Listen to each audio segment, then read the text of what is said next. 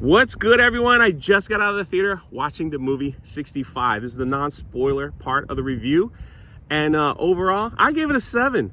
Man, I had a lot of fun. You know, the movie was like an hour plus long. It wasn't too bad. It was Adam Driver having the worst day of his life, trapped on Earth with a young lady 65 million years before people came on Earth. So it was him running around trying to fend off dinosaurs and trying to get off the planet.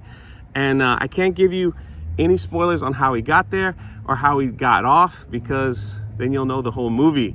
But all in all, I thought it was a lot of fun. There wasn't any like agenda. There wasn't any like wokeness stuff in it. It was just Adam with a gun running around. It looks like they dropped him in like some national parks. Right? Some national parks. He's just walking with a gun, hoping that a dinosaur wouldn't hit him. So overall, I enjoyed it. If you were like wondering about this film, I say for me, like, you can wait on it. It's a streaming service movie. But if you wanted to get out of the house, you're like, hey, I want to see a movie and I didn't want all the garbage in it, this is the movie for you. This is a movie for you. I had a smile on my face the whole time. A couple of jump scares here and there, but all in all, wasn't really any bad language or anything. Again, it was Adam Driver with a laser gun, a space gun, walking through Earth, fighting dinosaurs. That's basically it. That's what you want in a movie. This movie's for you. Now, let me do the spoilers. Remember, I just got out of the theater. Some processing. Get to the theater early. Don't miss the beginning of the theater. I say early because you don't want to miss the first 5 minutes of the film, because it goes over everything real quick. This is spoilers. 5, 4, 3. I'm watching people in the parking lot. Look at me. 2, 1, spoilers. So right in the beginning, Adam Driver, his character's with his wife, and they're looking at his daughter, which is about 9, 10 years old, and she's dying, right? She's got a sickness and she's dying. And the only way they could heal her is that if he takes this job as a pilot. So he is gonna pilot a ship 2 years while a bunch of other people are in cryo. Now, these aren't humans. These aren't Earthlings. This is a totally another planet with people that look like humans, okay? And so he's like, I know I'm gonna be gone for 2 years, but we'll have the money to save our daughter's life. And his wife's like, yeah, she'll be here. So that sets the tone. So he's like, I'm gonna pilot these people for a year out and a year back while the passengers on board are sleeping in cryo. I'm good to go. So that happens like quick. Then you just see him wake up while he's on the ship, and a bunch of meteors are hitting the ship. And he's like, what the heck is going on? It crashes. Everybody on the ship is dead, so he thinks. So he's just like, I don't know what I'm gonna do. And there was a really harsh scene where it looked like he was gonna, off himself. And it was like emotional because he's like, I've lost all the passengers, I've lost everything. And I don't know. And then this beep goes off, and it's the little girl capsule. So he goes out and saves her, brings her back, and he turns on a little GPS, and they're like, hey, there's one escape pod. It's like 15 kilometers the other way. So it's like one escape pod, and it's gonna be a couple days trekking up a mountain. The little girl wakes up and she wants to know where her parents are. So here's the twist. She doesn't speak English. She speaks another alien language, all right? And all this stuff happens, and then all of a sudden, the title hits the film. It's like 65 million years, somebody visited planet Earth. So while people are like literally walking in the parking lot staring at me. So he's trying to explain to her in English, even though she doesn't understand the language, hey, we got to get to the mountaintop. And she's like writing in the dirt, like, where's my parents? He goes, oh no, they're up there, don't worry. So the whole film is like them trucking along, not eating things, running into dinosaurs. There's a couple of like really cool scenes. Adam Driver has the worst day. Everything bad happens to him. Quicksand, caves, tunnels, dinosaurs. He separates his shoulder. He gets stabbed in the side. Like, he falls down a lot. Things aren't working. The mechanical stuff. It is just like one problem after the next. And so they finally get close to the ship, and they get separated a little bit.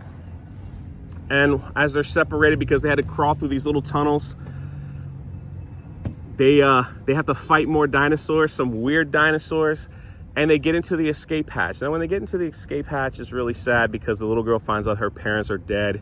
And Adam Driver then reveals that his daughter is also dead, that she didn't survive.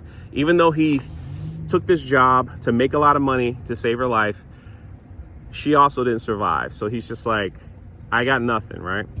And he the whole time in the film, you can see like he's just dealing with pain and like, I don't care and things like that.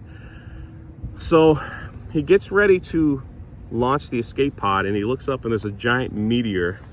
All right, this is the plot twist too. Looks like it's heading towards Earth.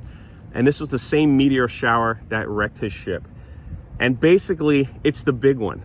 It's the one that you read about in your science books, right? It's the one that they theorized that this is how the dinosaurs got off the planet. So the big meteor that's gonna destroy Earth while the dinosaurs are on the planet is coming. And Adam Driver, he has like a few hours to get off before the big one hits.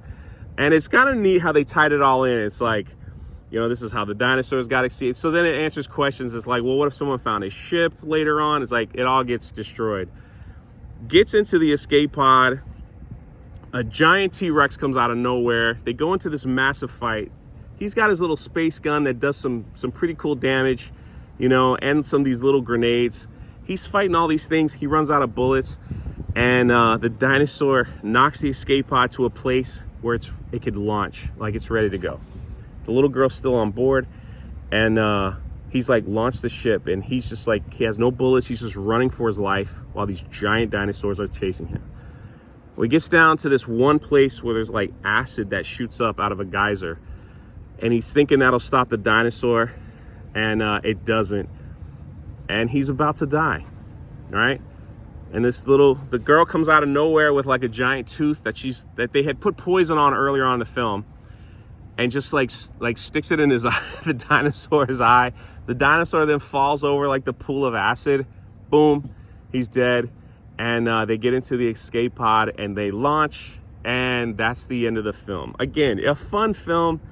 I enjoyed it, like, because I'm enjoying watching movies where there's just not a lot of messaging or political stuff or anything like that. It's just a fun film. It's Adam Driver with a gun being chased by dinosaurs, trying to figure out how to get off the planet. Again, I think it was cool how they tied it in to, like, they were aliens. They were just flying by. Meteor shower hit the ship. It crashes on Earth, and this is all taking place 65 million years before us. He gets ready to get off, and right when he's getting off, the big meteor hits the Earth, destroys everything on life, and they escape. Kind of an interesting story. Anyway, I liked it. That's the review. If you saw it, let me know your thoughts. I'm standing out in the middle of a parking lot with a pirate hat on, giving it a review. I'm happy that we're seeing like somewhat different type of movies out here. And that's it. That's all I got. This is Jay. So like, subscribe if you want more ridiculous, right out of the theater reaction to movies wearing stupid hats. And let me know if you saw it and your thoughts. And I'll catch you next time.